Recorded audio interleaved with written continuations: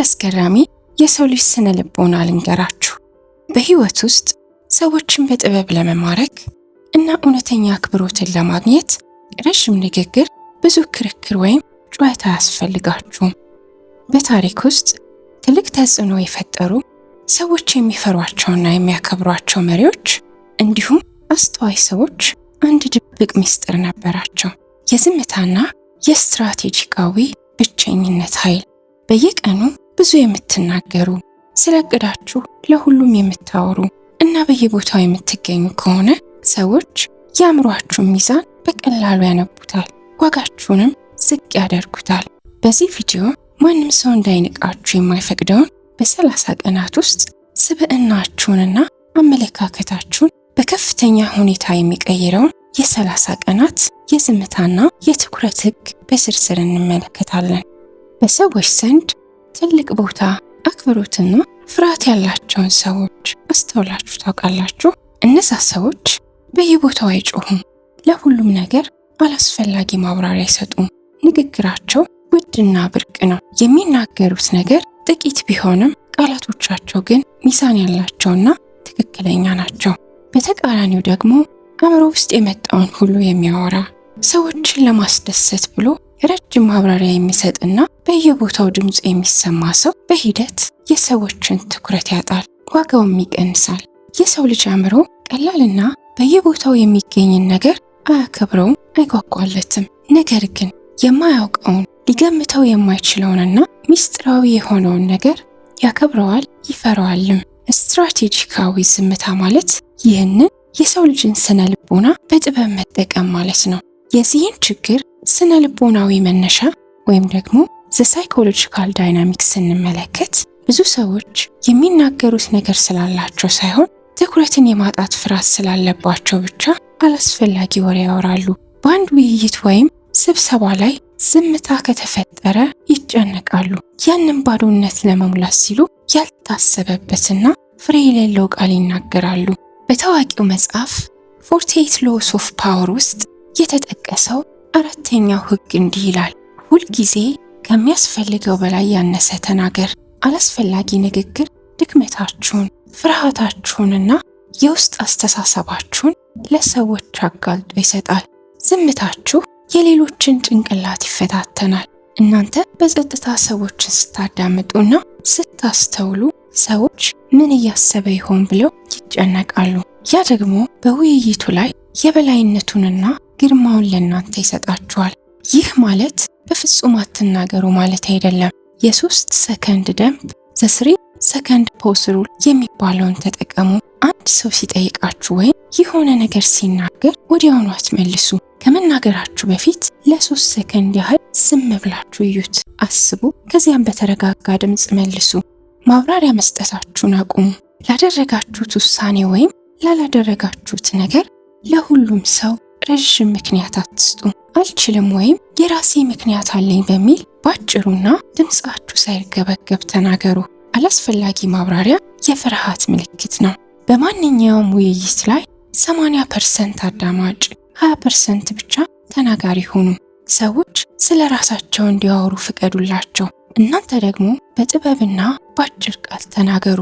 ዝምታችሁ ከንግግራችሁ በላይ ኃይል የሚኖረው ሰዎች ስለ አእምሯችሁ ስፋትና ጥልቀት መገመት ሲያቅታቸው ነው። አፉን የሚገታ ሰው ግርማ ሞገሱን ያስከብራል። በዘመናችን አብዛኛው ሰው ብቻውን መሆን አይችልም። ብቻውን ሲሆን ፍርሃትና ጭንቀት ይይዘዋል። ያንን ባዶነት ለመሸፈን ሲል አእምሮውን በሶሻል ሚዲያ ወሬ፣ በከንቱ ስልክ ጥሪዎችና ፍሬ በሌላቸው ስብስቦች ይሞላል። በየቀኑ የሰዎችን ድምፅ፣ የሶሻል ሚዲያ መረጃዎችንና የሌሎችን አስተያየት ብቻ የምታዳምጡ ከሆነ አእምሯችሁ የራሱን ሐሳብ ማመንጨት ያቆማል። የሌሎች ሰዎች አስተያየትና ፍላጎት የእናንተን ህይወት መዘወር ይጀምራል። በስነ ልቦና ትምህርት ውስጥ ዲፕ ወርክ ወይም ጥልቅ ትኩረት የሚባል መርህ አለ። ሁልጊዜ በሰው መካከል የሚገኝ ሰው ጥልቅ አስተሳሰብ ወይም ዲፕ ቲንኪንግ ሊኖረው አይችልም። ትኩረቱ የተበታተነ ሰው በቀላሉ በሰዎች ሐሳብ ይገዛል፣ ይታለላል። ብቸኝነትን የምትፈሩ ከሆነ ሰዎች ከእናንተ ጋር ባላቸው ግንኙነት የበላይነቱን ይይዛሉ። ምክንያቱም ከመሆን ከነሱ ጋር በሆን ይሻለኛል በሚል ፍርሃት የሰዎችን መጥፎ ባህሪና ንቀት እንድትታገሱ ያደርጋችኋል። በየቀኑ ቢያንስ ለ1 ሰዓት ያህል ስልካችሁን አጥፉ። ከሰው ከሙዚቃና ከማንኛውም ድምፅ ተለይታችሁ ብቻችሁን ሁኑ። በዚያ ሰዓት ማስታወሻ ደብተራችሁ ላይ እቅዳችሁን ጻፉ። አእምሯችሁን መርምሩ ወይም አዲስ ነገር አስቡ። ከንቱ ጥሪዎችንና ውይይቶችን ቀንሱ። ለሁሉም ግብዣ እሺ አትበሉ። በየቦታው አትገኙ። ዛሬ የራሴ ፕሮግራም አለኝ ብላችሁ ከከንቱ መዝናኛዎች ራሳችሁን አግልሉ። በብቸኝነታችሁ መደሰትን ልመዱ። ብቻችሁን ወደ ካፌ ሄዳችሁ ቡና ወይ ማኪያቶ ጠጡ። ብቻችሁን ተራመዱ። ከራሳችሁ ጋር ተወያዩ። ከራሳችሁ ጋር ሰላም ማውረድ ስትችሉ የሰዎችን መስማማትና ሙገሳ መፈለጋችሁን ሙሉ በሙሉ ታቆማላችሁ። ከዓለም ጫጫታ ርቃችሁ በብቸኝነታችሁ ውስጥ ራሳችሁን ስትገነቡ ሲያዩአችሁ የሚንቋችሁ ሳይሆን ሲያዩአችሁ የሚፈሯችሁና የሚያከብሯችሁ ሰዎች ትሆናላችሁ። አንድ አደገኛ የሰው ልጅ ተፈጥሮ አለ።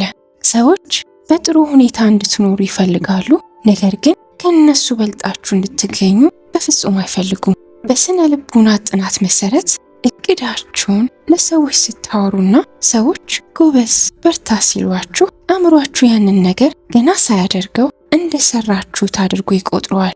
ዶፓሚን የተባለውን የደስታ ሆርሞን ይለቃል። በዚህ ምክንያት እቅዳችሁን ለማሳካት የሚያስፈልጋችሁ ድራይቭ ወይም ሃንገር ይጠፋል።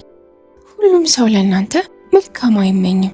እቅዳችሁን ስትናገሩ ሰዎች በንግግራቸው ወይም በሐሳባቸው ጉልበታችሁን ይሰርቁታል። አይሆንም፣ አይሳካም፣ አሁን ጊዜው አይደለም እያሉ የጥርጣሬ ዘር ይዘሩባችኋል።